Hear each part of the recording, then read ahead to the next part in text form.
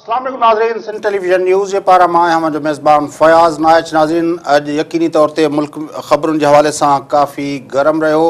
हिकिड़ी गर्मी त बनी ॻाल्हि जे अंदरि 3 ॾींहं खां वठी हले पई, जिते PTI कारकुननि ऐं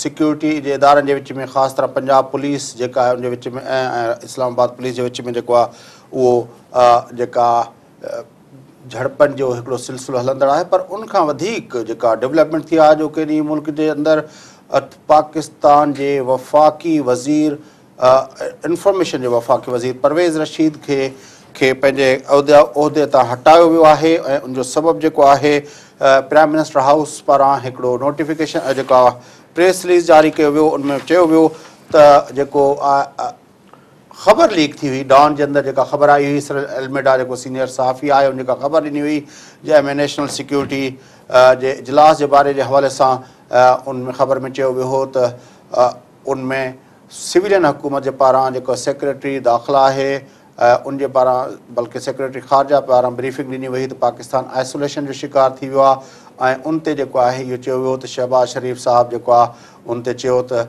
पाकिस्तान जा सिक्योरिटी इदारा जेको आहे उहो मुल्हनि खे ऐं उन्हनि खे जेको आहे फोर्सिस जे बारे में क्लियर न आहिनि। इहा जेका ख़बर आई हुई, उनखां पोइ जेको आहे रद्दमल आयो हुयो। उन ते वज़ीर आज़म हाउस तरदीद कई हुई। वज़ीर आज़म हाउस जी तरदीद करण खां पोइ त इहो चयो वियो त इहा ख़बर ग़लति आहे, इहा ख़बर जेका आहे मन घड़त स्टोरी आहे। पर पोइ वरी कोर कमांडर कॉन्फ्रेंस जेका आहे उन ते बाक़ाइदा पंहिंजो रद्दमल ॾिनो हुयो त इहा सिक्योरिटी जी ब्रीच आहे।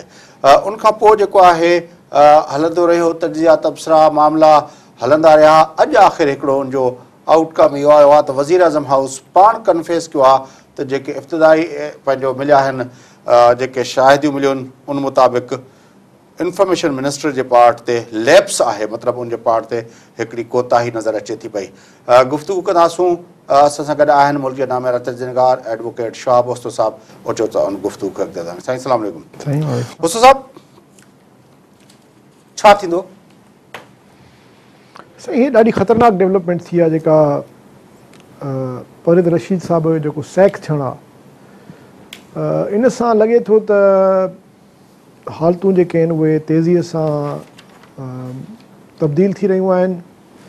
ऐं मियां नवाज़ शरीफ़ साहब जेको आहे सो हाणे काफ़ी दबाव में अची वियो आहे, छाकाणि त परवेज़ रशीद नवाज़ शरीफ़ जे काफ़ी वेझो हुयो, गवर्नमेंट जो स्पोक्स पर्सन हुयो ऐं काफ़ी हद ताईं हुनजो जेको स्टांस हूंदो हुयो उहो प्रो डेमोक्रेसी रहियो आहे। ऐं फ़ौज जे मामले में बि काफ़ी हुनजो जेको हिकिड़ो क्लियर मौक़िफ़ रहियो आहे, ख़ासि तौर ते त भई असांखे डेमोक्रेसी सां गॾु बीहणो आहे। सो उनखे क़ुर्बानी जो ॿकरो बणाइणु ऐं उनखां पोइ हिकिड़ी अहिड़े मूवमेंट ते, छो त हिन सॼी सैकिंग जो जेको टाइमिंग आहे उहो ॾाढो मतिलबु छिरकाईंदड़ आहे। छाकाणि त हिन वक़्तु जॾहिं त अञा नवाज़ शरीफ़ साहब जे मथां जेको दबाव अचिणो आहे ॿी नवंबर वारो, अञा हुनजी शुरूआति मस थी आहे, जो हाणे खां वठी हिनजी कैबिनेट में जेको आहे सो अहिड़े क़िस्म जो जेको प्रोसेस शुरू थियो आहे भञडरा जो। ईंदड़ वक़्त में मां सम्झां थो अञा वधीक अहिड़े क़िस्म जूं इतला आहिनि त ख़्वाजा आसिफ़ साहब बि दुबई हलियो वियो आहे कुटुंब समेत। चयो पिया वियो त शायदि हू पंहिंजे किथां शादी अटेंड करणु वियो आहे, पर जीअं तव्हां टाइमिंग जी ॻाल्हि कयो था, हिन वक़्तु शादी डिफेंस मिनिस्टर खे शादी अटेंड करणु हिन वक़्तु मुल्की मुफ़ाद ऐं सियासी जेके मामला आहिनि उहे वधीक अहम आहिनि, या शादी अटेंड करणु। सो यकीन इन जे पुठियां बि का वजह हूंदी। ऐं मां सम्झां थो त इहो बि मुमकिन आहे त PMLN जेको आहे सो अंदरि को नवां ग्रुप्स पैदा थी वञनि, छाकाणि त पंजाब जी सियासत जो हिकिड़ो इहो हमेशह कैरेक्टरिस्टिक रहियो आहे त पावर जे डायरेक्शन चेंज करण सां माण्हुनि जी जेको उतां जो जेको हिकिड़ो इलीट आहे जेको हमेशह रहंदो आहे मुख़्तलिफ़ पार्टियुनि में, हमेशह पावर में रहियो आहे, उहो बि पावर जे हिसाब सां उहो बि पंहिंजो सिमत चेंज कंदो आहे। सो एन मुमकिन आहे त कमिंग डेज़ में असांखे ख़ुदि PMLN जे अंदरि बि अहिड़े क़िस्म जा ग्रुप्स मिलनि, छाकाणि त इहो ॾाढो अनयूज़ुअल आहे, वेरी अनएक्सपेक्टेड आहे। असां हुकूमत डिले छो कयो एतिरे ॾींहंनि ताईं? मिसाल तौर जेकॾहिं इहे ई कुझु करिणो हुयो त जॾहिं इहा ख़बर आई हुई उनखे त हाणे काफ़ी टाइम गुज़री वियो। न, जेकॾहिं शुरू में इहो करे छॾंदा त पोइ त अञा वधीक कमज़ोर नज़र अचंदा। हाणे त बिल्कुलु वधीक अञा कुझु मिड़ई कल्ह हिननि जेको पंहिंजो पावर जो मुज़ाहिरो कयो आहे ऐं कंहिं हद ताईं PML PTI खे त हुननि जेको आहे सो भित सां लॻाए छॾियो आहे। ऐं इवन शेख रशीद बि कल्ह जेको कयो आहे, जेको बि नंढड़ो जेको हिकिड़ो हुन इहो पंहिंजो मुज़ाहिरो कयो आहे बहादुरीअ जो, उहो बि मतिलबु हिकिड़ो मीडिया जी हद ताईं हुयो। चंद माण्हू हुया, हक़ीक़त में जेको मोबिलाइज़ेशन सम्झनि पिया हे इमरान ख़ान साहिब वारा त सही माण्हू समुंड माण्हुनि जो निकिरी ईंदो। त बहरहाल इहा हिकिड़ी मञण वारी ॻाल्हि आहे त को समुंड ॿाहिरि न निकितो। इहा ॿी ॻाल्हि आहे। इमरान कल्ह बि मीडिया जे साम्हूं आयो, हुन इहो चयो त भई मूं त चयो ई कोन त पहिरीं 2 नवंबर खां पहिरियों मां कुझु कंदुसि, मूंखे जेको कुझु करिणो आहे 2 नवंबर ते कंदुसि। ॾिसो, जॾहिं तव्हांजा वर्कर्स पुलिस जे मोचड़े मार जो शिकार था थियनि, जॾहिं तव्हांजी लीडरशिप खे हुननि बंदि करे छॾियो आहे, जॾहिं तव्हांजी कन्वेंशन खे कोन था हलणु ॾियनि, त उनजो रद्दमल त अचे हा न। जेकॾहिं समुंड माण्हुनि जो वेठो आहे तयारु निकिरण लाइ, त पोइ उहो रद्दमल त निकिरे अचे हा न, उहो किथे त नज़र अचे हा न। को 2-3 हज़ार 20-25 माण्हू निकिरी अचनि हा ॿाहिरि, त असांजा जेके साथी आहिनि पिंडीअ में ऐं इस्लामाबाद में, उन्हनि जे यकजहती ऐं उन्हनि जी इख़लाक़ी या सियासी मदद लाइ ॿियनि शहरनि में त प्रेशर बिल्ड थी सघे पियो न। पंजाब जे कंहिं बि शहर में मूंखे सम्झ में नथो अचे, मतिलबु जेको असांखे तव्हां सिनेरियो डिपेक्ट करे पिया ॾियो त इमरान ख़ान बि पॉलिटिकली कमज़ोर लॻो पियो आहे ऐं नवाज़ शरीफ़ बि चओ था त कमज़ोर पिच ते हलियो वियो आहे, ख़ासि तरह अॼोके हिन वाक़े खां पोइ। न, नवाज़ शरीफ़ कमज़ोर न आहे। नवाज़ शरीफ़ खे कमज़ोर कयो वियो आहे। नवाज़ शरीफ़ खे टिबकड़े ॼार में फसायो वियो आहे, कोर्ट में फसायो वियो आहे। उनखां पोइ थ्रू PTI कोर्ट कहिड़ी में फसायो? सुप्रीम कोर्ट में हिकु मामिलो हले थो इहो, उते पनामा वारो न, पनामा वारो उते फिक्स करे छॾियो अथऊंसि। उनखां पोइ जेके अञा ॿिया मां सम्झां थो ॿिया बि ईंदा जेके इहा सिमिलर सिचुएशन आहे त हिकिड़े दौर में गिलानी कोर्ट में छिकबो हुयो, पनामा लीक्स ऐं मेमो गेट जा केस उते जुदा हूंदा हुया, ऐं ख़ुदि नवाज़ शरीफ़ साहब मेमो गेट जे मामले में अॼु जेको आहे हीउ चए थो न ख़बर लीक थी आहे त उन नवाज़ शरीफ़ परेशान आहे, उन वक़्तु कोर्ट में वियो हुयो मेमो गेट। मकाफ़त अमल त आहे। ॾिसो, नवाज़ शरीफ़ खे हुननि फसायो आहे 3 तरीक़नि सां। हिकु त कोर्टुनि में हाणे मामिलो हले पियो आहे, सुप्रीम कोर्ट मूंखे ॾाढी एग्रेसिव थी नज़र अचे। ॿियो PTI शेख रशीद ऐं थी सघे थो कुझु मुला बि निकिरनि ॿाहिरि, दिफ़ा पाकिस्तान वग़ैरह वारा। जेकॾहिं इहे निकिरी आया त हिननि वटि त कार्डर्स ॾाढा ख़तरनाक आहिनि, हीअ त टेक ओवर करे वेंदा शहर। इहो हाली शायदि न कढनि, हू खणी बाद में अहिड़ी ॻाल्हि थी। टियों जेको आहे उहो एस्टेब्लिशमेंट आहे। त टिनी कुवतनि जेको आहे हिकिड़े तरीक़े सां हिन खे अची सोगो कयो आहे। हाणे एस्टेब्लिशमेंट छा चाहे थी हिन वक़्तु नवाज़ शरीफ़? हाणे ॿुधो, हाणे इन जो जेको रद्दमल अचणु घुरिबो हुयो, त जेके बि पॉलिटिकल पार्टीज़ आहिनि, जेके प्रो डेमोक्रेसी पॉलिटिकल पार्टीज़ आहिनि, उन्हनि खे ॿाहिरि निकिरणु घुरिजे हा। पीपल्स पार्टी थी वई, ANP थी वई, जीअं लास्ट टाइम धरणे ते धरणे एग्ज़ैक्टली। हाणे इन्हनि फोर्सिस खे ॿाहिरि निकिरणु घुरिजे हा। पर बिलावल भुट्टो ज़रदारी त अॼु सख़्तु बयानु ॾिनो आहे। पर हाणे प्रॉब्लम इहो आहे त इन्हनि पार्टीज़ जी लीडरशिप जेका आहे उहा पाण फाथी पई आहे, उन्हनि जे मथां करप्शन जा इल्ज़ाम आहिनि। उन्हनि जी पंहिंजी ऑर्गेनाइज़ेशन जेका आहे उहा पूरी तरह करप्ट थी चुकी आहे।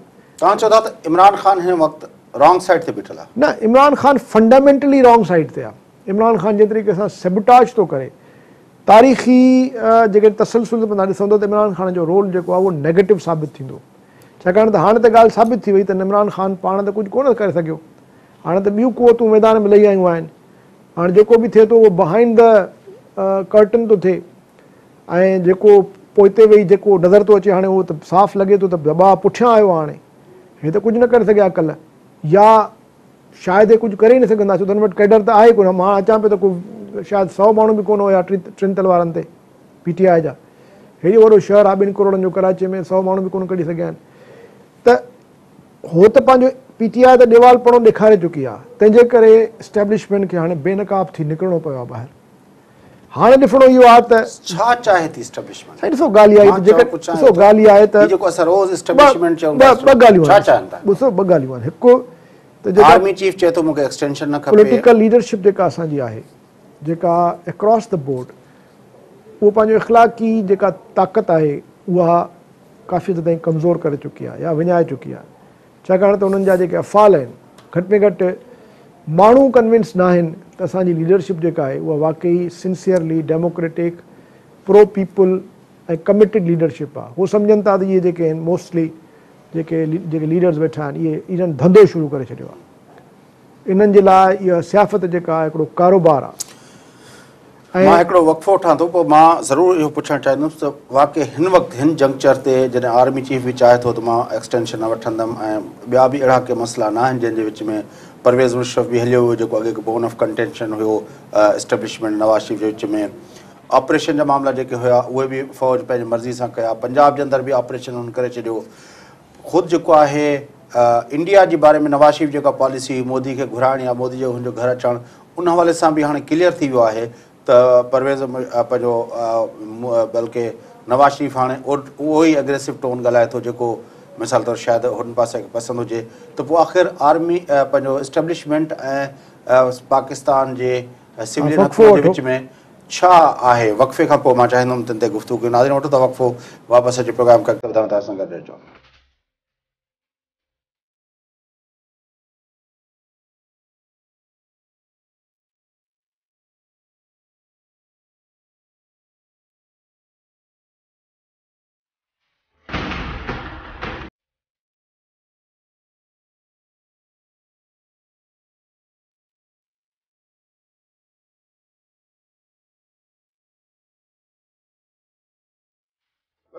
प्रोग्राम जे सिलसिले खे अॻिते वधायूं। गुफ़्तगू हलंदड़ आहे मुल्क जे सियासी मंज़रनामे ते। परवेज़ रशीद वफ़ाक़ी वज़ीर इतलात ऐं नशरियात जेको आहे उनखे उहिदे तां हटायो वियो आहे। सबबु जेको आहे उहो डॉन जी उहा स्टोरी जेका स्टोरी जे बारे में वज़ीर आज़म हाउस केतिरा भेरा तरदीद कयूं पर आख़िरकार कोर कमांडर कॉन्फ्रेंस जे जॾहिं उन ते पंहिंजो रद्दमल ॾिनो उनखां पोइ जेके मामला अॻिते वधिया उन नतीजे जो पहिरियों जेको असांखे जेको उनजो विक्टिम नज़र आयो आहे या उनजो शिकार थियो आहे उहो परवेज़ रशीद थियो। अॻिते इहा ॻाल्हि किथे खणी वेंदी ऐं पोइ छा थींदो, पर वक़फ़े ते वञण खां पहिरियों असां शाह बोस्तो साहिब खां पुछियो पए त आख़िर जेको हिन वक़्तु पाकिस्तान जे एस्टेब्लिशमेंट ऐं सिविलियन हुकूमत जे विच में उहे कहिड़ा बोन ऑफ कंटेंशन्स आहिनि, कहिड़ा नुक़्ता आहिनि जिन ते इख़्तिलाफ़ राय आहे जंहिं ते नवाज़ शरीफ़ साहिबु जेको आहे एस्टेब्लिशमेंट जी लाइन खे टो नथो करे पियो या उन्हनि जे लाइ प्रॉब्लम हूंदो। हिन ते अचो त वरी उन गुफ़्तगू खे अॻिते उतां ई रिज़्यूम कयूं। साईं ॾिसो, पहिरीं ॻाल्हि त इहा आहे त शुरू खां वठी नवाज़ शरीफ़ साहिबु या त मसलियतनि या पंहिंजे कमज़ोर जेका हैसियत हुई उनखे मञींदे तमामु घणो स्पेस ॾिनो जनरल राहिल शरीफ़ खे। ऐं जेको पेशावर में स्कूल वारो वाक़ियो थियो उनखां पोइ तव्हां ॾिसो त हिकिड़ो पूरो सिलसिलो शुरू थियो आहे जंहिंमें राहिल शरीफ़ साहिबु जेको आहे सो उहो आहिस्ता आहिस्ता पूरे ॼण त मुल्क जे सियासी ऐं सिक्योरिटी जे मंज़रनामे ते जेको आहे सो छायल रहियो आहे। ऐं उन में हिननि शायदि इहो पियो सम्झो त भई ठीकु आहे जेको टेररिज़म जे हवाले सां या रीजनल पॉलिटिक्स जे हवाले सां बाद में त ख़ैर इंटरनेशनल पॉलिटिक्स में बि डिप्लोमेसी में बि जनरल साहिबु जेको आहे सो असांखे नज़र ईंदो रहियो। पर हिननि जो ख़्यालु इहो हुयो त शायदि असां भली इहे जेको डर्टी कमु आहे टेररिज़म खे ख़तमु करण वारो ऐं मुल्क जे अंदरि जेके मुख़्तलिफ़ क़िस्मनि जूं जिहादी तंज़ीमूं तमामु घणी मज़बूत थी वियूं हुयूं जिन खे हे शायदि टेक ऑन करण खां डिॼनि बि पिया या लवाइनि पिया, उहो आर्मी पाण करणु शुरू कयो। त हिननि चयो त ठीकु आहे भली हे कनि ऐं असां प्रोटेक्ट पिया कयो न। कंहिं प्रोटेक्ट कयो? नवाज़ शरीफ़। मां चवां थो न त उहो कमु जेको आहे नवाज़ शरीफ़ फ़ौज खे रोकियईं त भई पंजाब जे अंदरि मां हीअ ॻाल्हि कंप्लीट करे वञा। ॾिसो उनजी बि उनजो बैकग्राउंड आहे। बहरहाल उहो प्रोटेक्ट बि न करे पियो करे जो पहिरियों हे प्रोटेक्ट कंदा हुया, स्टैब्लिशमेंट कंदी हुई उन्हनि खे। सो ॻाल्हि आहे त उहो जॾहिं सिलसिलो शुरू थियो जनरल साहिबु हिकिड़ी अहिड़ी लेवल ते अची पुॻो जिते वर्चुअली मतिलबु he was in a commanding position. Political scenario जेको बि हुयो उहो हुनजे अॻियां जेको आहे सो बिल्कुलु ओवर शेडो करे वियो हुन ते। हाणे थियणु इहो घुरिबो हुयो त या त पॉलिटिकल लीडरशिप में एतिरी ॿधी हुजणु घुरिजे हा जो उन सॼे इस्टेब्लिशमेंट जी जेका डोमिनेटिंग पोज़ीशन आहे उनखे पोइ ते धिकना ॿिनि तरीक़नि सां धिकना। हिकु त पंहिंजो डेमोक्रेसी जो दिफ़ा कंदा, ॿियो डिलीवरी कंदा, माण्हुनि खे जेको आहे ॻंढिना पाण सां कॉन्स्टिट्यूएंसीज़ में पंहिंजो जेको काडर अथनि उनखे मज़बूत रखंदा। छाकाणि त हे जेको मार्को आहे इहो त थियणो हुयो ऐं पर इहो कयो न वियो।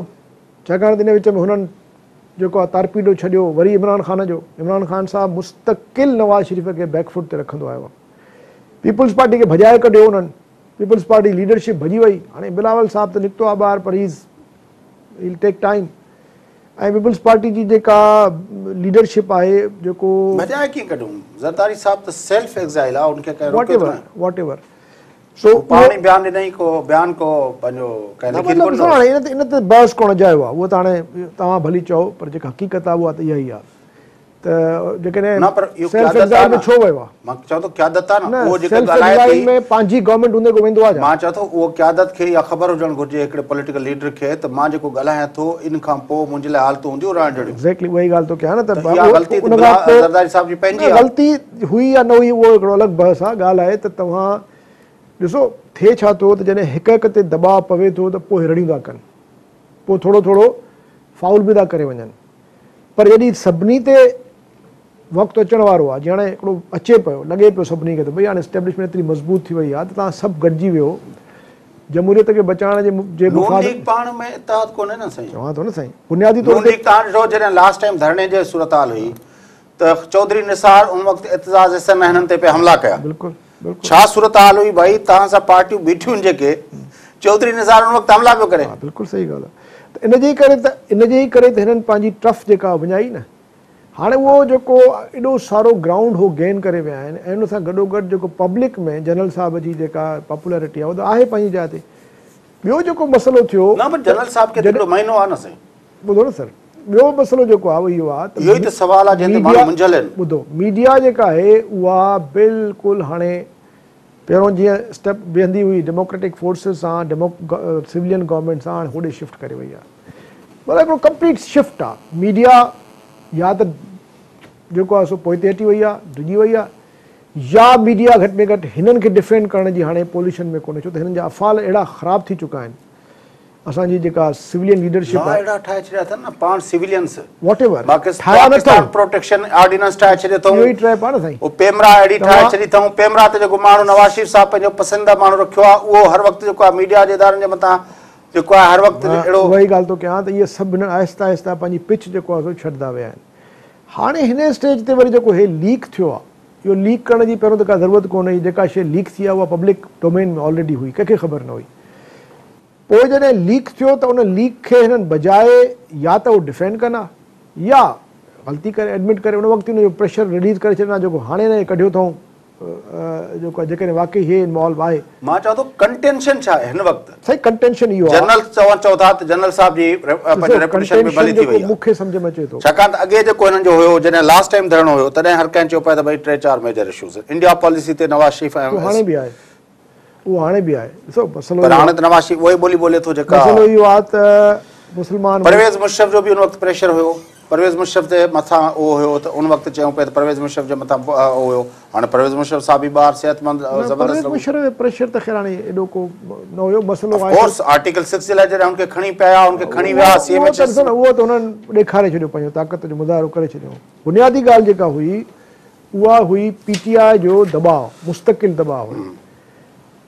पीटीआई मुस्तक़िल पीएमएलएन खे दबाव में रखियो ऐं उनजे नतीजे में छा ॿ दबाव रहिया आहिनि हिन गवर्नमेंट जे मथां। हिकिड़ो पीटीआई जे थ्रू पॉलिटिकल प्रेशर, ॿियो जेको वॉर ऑन टेरर या जेको एंटी टेररिज़म वारो जेका इहा ड्राइव हली आहे उनजे नतीजे में जेको पूरे मुल्क जो जेको निज़ाम दरअसल चेंज थी वियो आहे, तव्हांजा लॉज चेंज थी विया आहिनि, कॉन्स्टिट्यूशन चेंज थी वियो आहे। नाज़िमाबाद जे अंदरि जेको इहो फायरिंग थी आहे पंहिंजो मजलिस ते, मजलिस जेका हुई पंहिंजो शीयनि जी उन मजलिस ते फायरिंग थी आहे। हाणे त थींदो, हाणे त हाणे जेको इत्तला आई आहिनि त 5 माण्हू कमिंग डेज़ में हाणे तव्हां ॾिसंदव त इहो कैजुअलिटीज़ बि थींदियूं, फसाद बि थींदा ऐं उन खां पोइ मां सम्झां थो त सूरत हाल हाणे जेका आहे उहा ॾाढी ख़राब खां ख़राब थींदी वेंदी।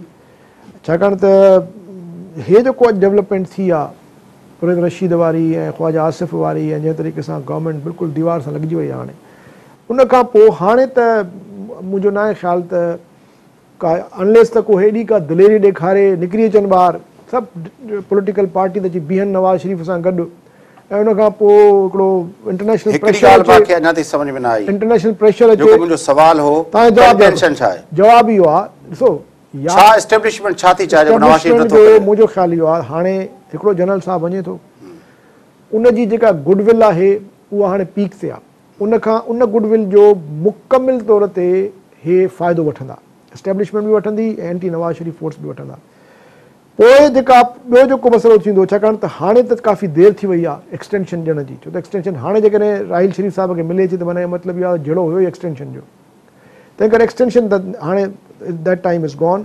पर हाणे इहो ज़रूरु हूंदो त नाला जेके होॾां ईंदा, सक्सेसर जो जेको नालो ईंदो, ऐं छो त विच में न्यूज़ इहा आई हुई त नवाज़ शरीफ साहिबु रजिस्ट थो करे त तव्हांजो जेको नालो उहो मुंहिंजी प्रिविलेज आहे या प्राइम मिनिस्टर जो प्रेरोगेटिव आहे त उहो COS मुक़ररु करे थो, मां पाण कंदुसि। त उन ते हाणे मुंहिंजे ख़्याल नवाज़ शरीफ बल्कि लास्ट टाइम सेक्रेटरी डिफेंस ते हिननि जो काफ़ी सिक्योरिटी एस्टेब्लिशमेंट सिविलियन गवर्नमेंट जे विच में थियो। हाणे जनरल ज़ुबैर थो अचे या हिकिड़ो ॿियो मूंखे नालो कोन थो अचे, उहो थो अचे। नदीम आहे नदीम। हाणे थी सघे थो नालो जेको ईंदो उहो GHQ मां ईंदो ऐं उहो हिननि खे मञिणो पवंदो।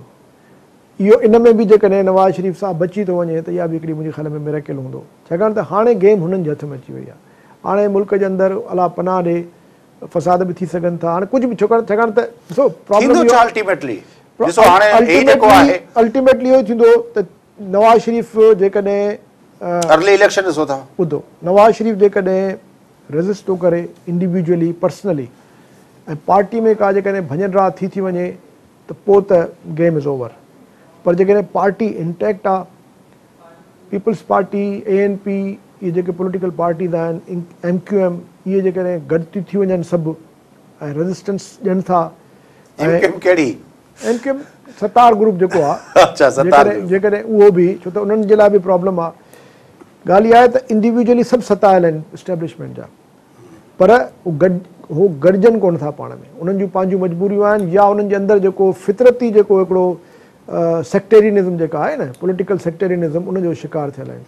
अलॻि अलॻि सभु पादर था खाइनि पर गॾिजण लाइ तयारु न आहिनि। पर मां सम्झां थो जेकॾहिं हिन वक़्तु न गॾिया त पोइ त गेम जेको आहे so then the party is over. पोइ हाणे कुझु बि थी सघे थो, इलेक्शन्स पहिरियों थी वञनि, कोई केयरटेकर सेटअप अची वञे, एनीथिंग कैन हैपन, छाकाणि त हाणे डिपेंड थो करे। जो असां चवंदा रहियूं था यको मुसलसल त हालतूं अहिड़ियूं न आहिनि, टेक ओवर न कंदा, सिधो न ईंदा, ही जेके असां तजिया काफ़ी महीननि खां वठी बल्कि इहो कंदा रहिया आहियूं त सूरत हाल अहिड़ी न आहे। ॾिसो, हिननि मुल्कनि में जिन मुल्कनि में सिस्टम्स न हूंदा आहिनि उते हालतूं जेकॾहिं चेंज थियूं थियनि त तव्हांजा तजिया बि जेको आहे दर जा दर रहिजी था वञनि। तजिया हूंदा आहिनि उन्हनि मुल्कनि में जिते तव्हांजा सिस्टम्स इन प्लेस हूंदा आहिनि, पोइ 19-20 जो फ़र्क़ु हूंदो आहे, उन में माण्हू हिकिड़ी तजिया त हाणे अमेरिका वारनि जा बि अॻिते पोइ थी विया आहिनि। हिलरी क्लिंटन ते वरी FBI खोले थी। हाणे ॻाल्हि इहा आहे त इहो हिकिड़ो असांजी हिन वक़्तु अनफॉर्चुनेटली असांजी पॉलिटिकल सिस्टम में एॾा त जेके लेकुनास आहिनि, एॾा त उन में जेको आहे सो ब्लैक होल्स आहिनि, जो का बि शइ कंहिं बि वक़्तु जेको आहे so you can't just expect त भई हाणे हीअ शइ थींदी ऐं हीअ शइ न थींदी, एवरीथिंग इज़ पॉसिबल। हाणे इहो ज़रूरु आहे त एस्टेब्लिशमेंट जेको आहे सो तमामु बिल्कुलु अपफ्रंट थी आई आहे ॿाहिरि, ऐं उन जे नतीजे में जेकॾहिं हाणे पॉलिटिकल लीडरशिप पाण में, मां वरी थो चवां, को यूनिटी जो मुज़ाहिरो न कयो, ऐं जीअं बेनज़ीर साहिबा आई हुई, जेकॾहिं अचे ज़रदारी साहिबु अची हिते वेहे पाण लीड करे ऐं हिकिड़ो कलेक्टिव जेकॾहिं पॉलिटिकल हिकिड़ो फ्रंट जेकॾहिं ठाहिण में कामयाबु थी था वञनि ऐं इमरान ख़ान जी मुखालफ़त में ऐलान थो थिए, सभु फोर्सिस इकठा था थी वञनि। जेकॾहिं जीअं टर्की में थियो त टर्की में जंहिं तरीक़े सां कूअ आणण जी कोशिशि कई वई हुई, उन में जेके बि सिविल सोसाइटी जा माण्हू हुया ऐं जेको बि, पर अनफॉर्चुनेटली असांजी सिविल सोसाइटी बि ॾाढी स्प्लिट आहे। असांजी सिविल सोसाइटी ख़ुशि न आहे लीडरशिप सां, रिज़ेंटमेंट आहे, शहरी माण्हू ख़ुशि कोन्हे को। असांजी जेका लीडरशिप कयो बि त कमाल आहे न, उहो ई त चवां थो न। त हाणे हुननि खे ॾिसो न, तव्हां को हिकिड़ो त पंहिंजो को क्लाइंट या पंहिंजो को सपोर्टर को सोसाइटी में छॾियो न, हिननि त लीडरशिप ते बि ॻाल्हायूं था। ऐं तव्हांजे ख़्याल में एस्टेब्लिशमेंट वटि छा ऑप्शन्स हूंदा, छा छा हू करे सघनि था, उन ते बि ॻाल्हाईंदासीं। शींहुं आहे, शींहं जी मर्ज़ी आहे, जेको वणे करे। नाज़रीन वटि त वक़्फ़ो, वापसि अची प्रोग्राम खे अॻिते वधायूं था। असां गॾु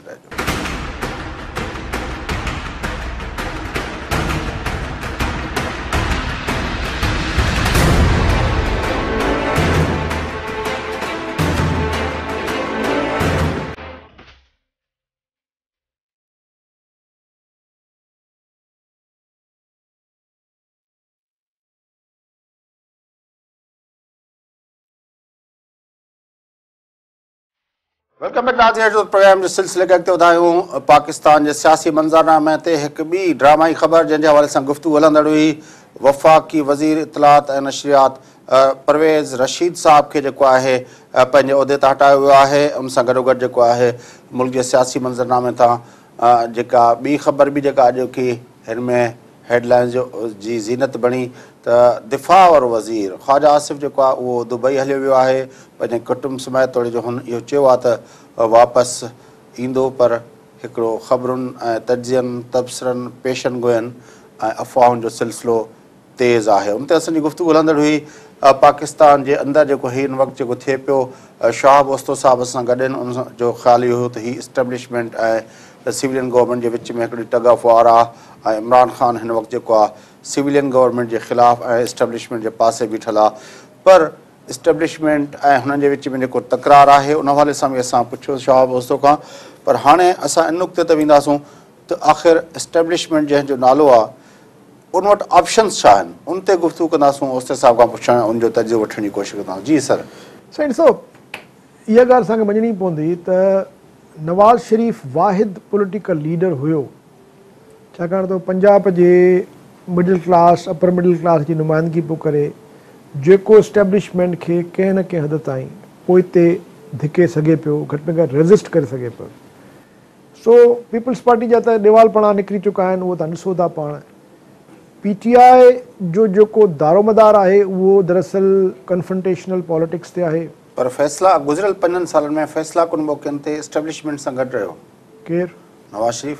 न मतिलबु मुंहिंजो चवण जो इहो आहे त नवाज़ तव्हां ॾिठो त जॾहिं पंहिंजो ही थियो जो मेमो गेट थियो, नवाज़ शरीफ़ वञी कोर्ट में बीह रहियो। न ॾिसो, उहो त पोइ उहो त उनजो नतीजो हाणे ॾिसे थो। मां जेका ॻाल्हि थो कयां त नवाज़ शरीफ़ छाकाणि त पंजाब जो हुजण जे करे पंजाब सेंट्रल पंजाब जी लीडरशिप तव्हां ॾिठो खुफ़िया मुलाक़ातूं शहबाज़ शरीफ़ जूं ऐं पंहिंजो जेको आहे पंहिंजो चौधरी निसार जूं, इहे सभु जेको आहे। पर उनजे बावजूदि बि मां सम्झाए थो, थी सघे थो मुंहिंजो पंहिंजो हिकिड़ो व्यू आहे इहो त नवाज़ शरीफ़ ई आहे जेको रेज़िस्ट करण जी पोज़ीशन में हुयो।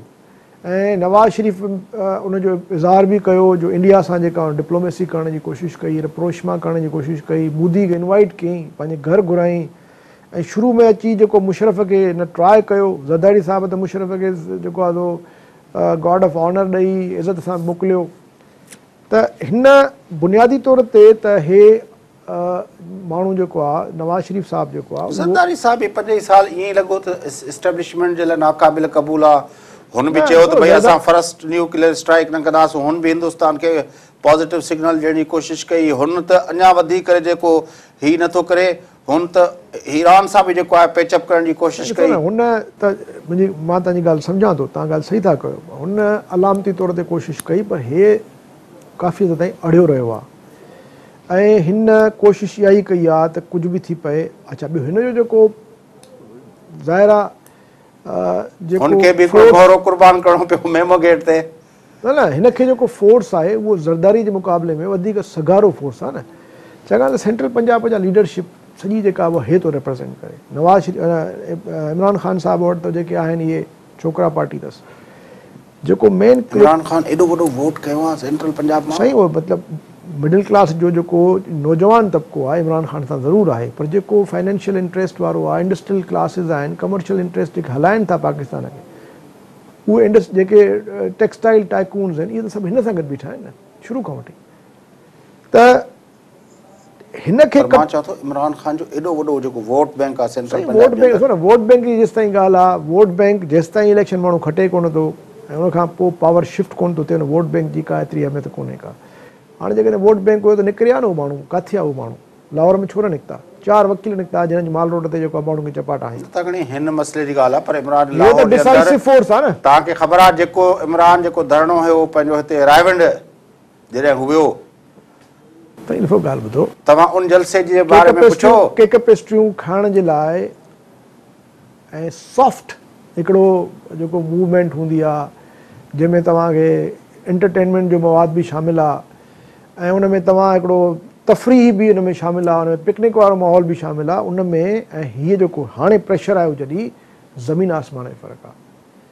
हाणे ख़बर पवंदी त छा वाक़ई इमरान ख़ान वटि काडर आहे। पर हे जेको अॼु वाक़ियो थियो आहे, जेको क्लाइम डाउन थियो आहे, जेको रिट्रीट कई आहे नवाज़ शरीफ़ साहिबु, उन खां पोइ तव्हां वरी ॾिसंदो त PTI जा माण्हू हाणे वरी निकिरंदा ॿाहिरि, हाणे निकिरंदा, हाणे इन करे निकिरंदा जो सिग्नल अची वियो त नवाज़ शरीफ़ हाणे जेको आहे सो डिफीटिस्ट मोड में आहे, शिकस्त खोरदगीअ वारी जेको आहे सो हाणे सूरत हाल में फाथो आहे अची। त हाणे त नवाज़ शरीफ़ जे लाइ जेको आहे ॾुखियो आहे सर्वाइव करणु। छाकाणि ॿ टे पॉसिबिलिटीज़ आहिनि। हिकिड़ो त इहो आहे त नवाज़ शरीफ़ खे इस्तीफ़ा ॾियाराईंदा, उहो शहबाज़ शरीफ़ अचे या को ॿियो माण्हू अचे, हिकिड़ी पॉसिबिलिटी। जीअं गिलानी ॾिनी हुई। ॿी पॉसिबिलिटी आहे त सिस्टम ई जेको आहे सो हे ख़तमु थिए, इन खां पोइ हिकिड़ी इंटरम गवर्नमेंट अचे, इलेक्शन्स थियनि। ख़तमु मतिलबु नवाज़ शरीफ़ जी मर्ज़ी सां थिए? हा, मतिलबु डिज़ॉल्व थी वञे। उहो चए ठीकु आहे, असां डिज़ॉल्व था कयूं, इलेक्शन ॿीहर करायो। टियों इहो आहे त को एक्स्ट्रा कॉन्स्टिट्यूशनल सेटअप ठहे, जेको पुराणी ख़्वाहिश आहे त साईं अची टेक्नोक्रेट्स पाकिस्तान जी क़िस्मत सुधारींदा, उहो सिस्टम अचे, उहो सम्झ as good as or as bad as take over हूंदो। आख़िरी सूरत हाल इहा बि थी सघे थी त टेक ओवर थी वञे। पर अञा मां सम्झां थो इहे सभई जेके स्पेकुलेशन्स आहिनि करणु थोरो अर्ली आहे, छाकाणि त मां वेट थो कयां त इंटरनेशनल रिस्पॉन्स छा आहे। नवाज़ शरीफ़ जी जेका हीअ हिन वक़्तु जेका बज़ाहिर असांखे लॻे थी शिकस्त, इहा शिकस्त वरी फतह में तब्दील थी सघे थी जेकॾहिं इंटरनेशनल प्रेशर अची थो वञे ऐं नवाज़ शरीफ़ जे हक़ में जेकॾहिं अमेरिकन्स बीहजी था वञनि ऐं ब्रिटिशर्स बीहजी था वञनि त पोइ सूरत हाल वरी ॿियो रुख़ वठी सघे थी। छाकाणि पाकिस्तान त हाणे चवनि था जीअं चीन थो चए उहो कंदासीं। अच्छा, जेसि ताईं चीन जो तालुक़ु आहे, चीन कॾहिं बि मां नथो सम्झां त धुर बणिबो, छो त चीन जा जेको हिकिड़ो रिवायती हुनजी जेका डिप्लोमेसी रही आहे त हू इकोनॉमिक ट्रेड ऐं कमर्शियल रिलेशनशिप जे हद ताईं त ठीकु आहे, पाण खे जेको आहे जोड़े थो, पर डायरेक्टली मिलिटरली या पॉलिटिकली कंहिं बि धुर सां या कंहिं मुल्क सां हाली कंहिं अलायंस करण जी मूड में कोन्हे। चीन जा पंहिंजा मसइला तमामु घणा आहिनि ऐं पाकिस्तान त ॾाढो इम्पोर्टेंट आहे चीन लाइ। पाकिस्तान जे अंदरि जेकॾहिं इंस्टेबिलिटी अचे थी त चीन जी इन्वेस्टमेंट बि आहे हिते हाणे, चीन जे लाइ तमामु प्रॉब्लम थी सघे थो, छो त पाकिस्तान ख़ुदा न ख़ास्ता जेकॾहिं इनस्टेबल थिए थो त हिते जेके फोर्सिस वेठा आहिनि, नॉन स्टेट एक्टर्स वेठा आहिनि, उन्हनि खे केरु रोकींदो? पोइ त हे हिन पूरे ख़िते जे लाइ हिकिड़ो वॾो अज़ाब बणिजी वेंदो।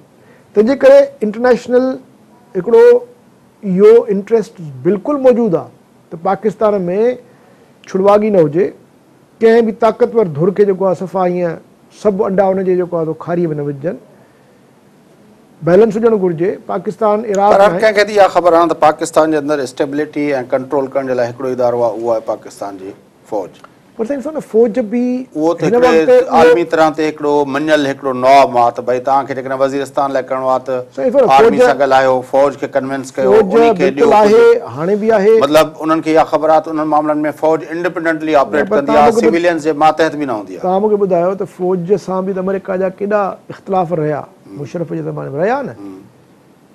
रेमन डेविस वारो वाक़ियो थियो, सलाला वारो वाक़ियो थियो ऐं उन में मुस्तक़िल जेको आहे टेंशन एबटाबाद थियो। हाणे थो न चवणु न घुरिजे, पर हिन लीक ते जेको आहे सो हिकिड़ो फेडरल मिनिस्टर घर थो हलियो वञे, एबटाबाद जहिड़ो वाक़ियो थो थिए त कुझु बि कोन थो थिए। घणा माण्हू विया? कोई बि न वियो।